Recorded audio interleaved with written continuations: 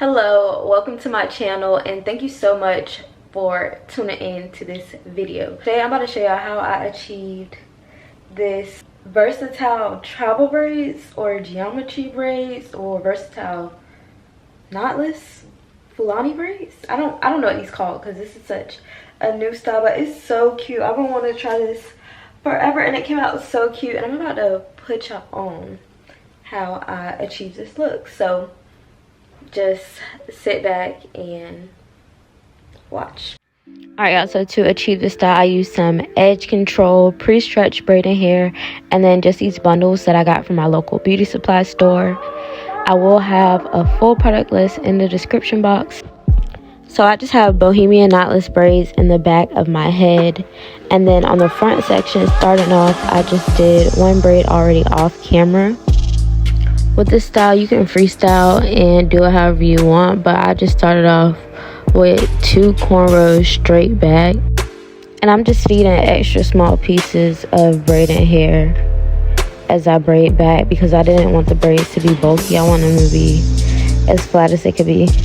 And I probably added about 4 pieces of braiding hair braiding down just because I wanted it to be a little bit long, but I didn't want the braids to be really small. So, and then as I went, as you'll see here, and you will also see that later in the video, so I'm just braiding the hair down a little bit before I add in another piece of braiding hair, and then I also added in a piece of the curly hair that I cut off of the bundles.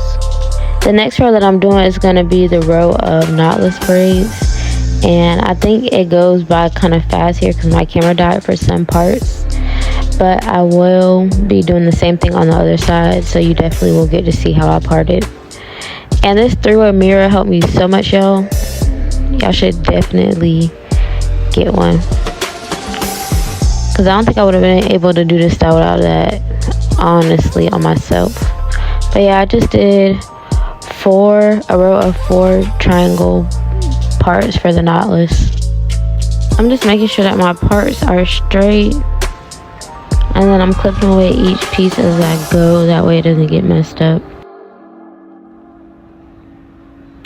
So the next braid is the crisscross braid, and I just parted a chunk of my hair. Let's say that would be for 2 braids. I parted it down the middle vertically, and then I also parted it horizontally like a T, and then I clipped away each section, which is why I got all these clips in my hair looking crazy as hell, and I got them on my edges because I'm not playing.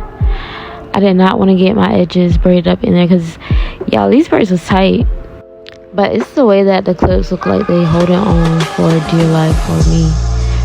Anyways, to do the crisscross braid, I just braided one section straight back, and then when I got to the middle I crossed it and started braiding the opposite section, and there you have the crisscross braid.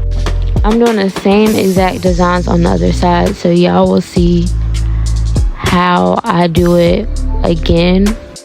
I'm switching to the other side because I don't want to do too much on one side, and I want to make sure that everything is as even as possible before moving on. So I'm doing those same 2 straight back braids. Alright, and we have a row for the 4 knotless braids. I'm just parting that row again, making sure my edges is out the way because I don't have time, and then make sure everything is even. Once again, you want to make sure that everything is lined up just right for the braids to fall perfect and flip over. And here's another look at that crisscross braid. So y'all see how I got the sections opposite, and I'm just braiding straight back. I didn't add in any braiding hair for this part because my hair is pretty thick at the top and I wanted the braids to be flat. You can add in braiding hair as desired, but I just added it in at the end because the braids are pretty small, so I wanted them to match that. And yep, so I just finished that up, and I'm not braiding nothing down at this point because it was probably like 4 o'clock in the morning right here. I think I stopped braiding at 5 o'clock in the morning the first night. The knotless braids, I'm just braiding down about 2 times and then adding that hair in. And this is a really close look of how I added the hair into the knotless braids. And I'm just braiding, and then I'm gonna add in curly pieces as I go. At this point, I had got my last little burst of energy to just finish out the knotless braids at the top, or at least the parting for it.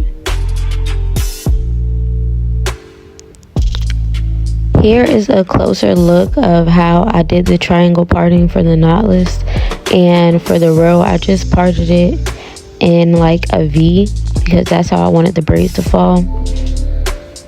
And for the first triangle, I just did an upside down triangle, and then I followed that with a right side up triangle. And this was a little bit difficult, but it was also kind of easy as long as you go back and fix your parting. And like I said, I'm not braiding anything down, so just braiding it down a little bit, and then I'm gonna finish that later because yeah, this was just the little push through.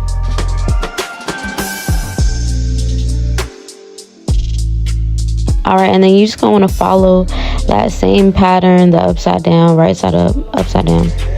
And I did about 6 knotless braids on the top, either 5 or 6. Okay, so I did 6 knotless braids on that top row. And then this is where it gets pretty easy. I'm just following that same V parting, kind of like a slant, if that makes sense. And then I just did cornrows at the top, and I didn't add in any braiding hair, so this part was pretty easy.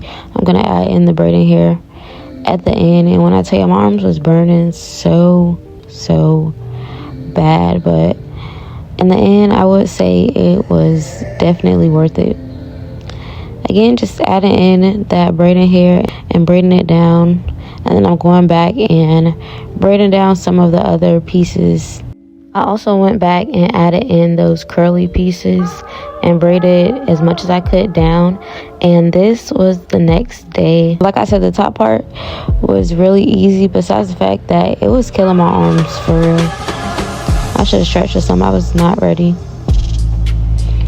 And I'm just following that same parting. The next braid that I do as I keep on going gets smaller, and then I'm just doing it at a slant. And this style took me so long to do. Like, it took me about, the first day I worked on it for like 6 hours, and then the second day I probably worked on it for about 2 hours. I'm lying. I think I'm lying. I don't know, but it feels like it took a long time to do because I broke it up into 2 days.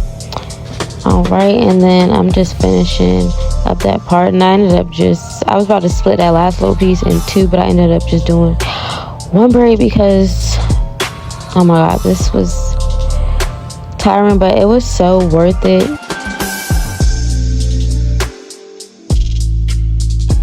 And I'm just finishing up braiding down the last couple of braids. I hope that you got a clear picture of how I did things. It's real cute. I'm so in love with how this whole thing came out, y'all. And then I'm just flipping it over, showing y'all that it is versatile, period. And I'm just gonna go ahead and put rollers on the ends before I dip them in the hot water. And I'm just rolling it into chunks. I'm not doing individuals because I only had like 12 rollers. Alright, and I'm just showing you my little rollers. I was feeling my hair so bad. And y'all, look at how the hair looked when it came out the rollers. So cute and curly and bouncy. I added this shine and jam mousse to the top of my braids, and then I added this curling mousse to separate the curly pieces. And the final product was honestly so cute. Y'all should definitely try this style. Hopefully I gave y'all the confidence, and if I didn't, y'all can always just book with me. All right, y'all, this is the finished look. I'm so in love with how these braids came out, and I'm so glad that I had the confidence to do this style on my own, because yes, save money and I got the job done. So thank y'all for watching, and see y'all next time.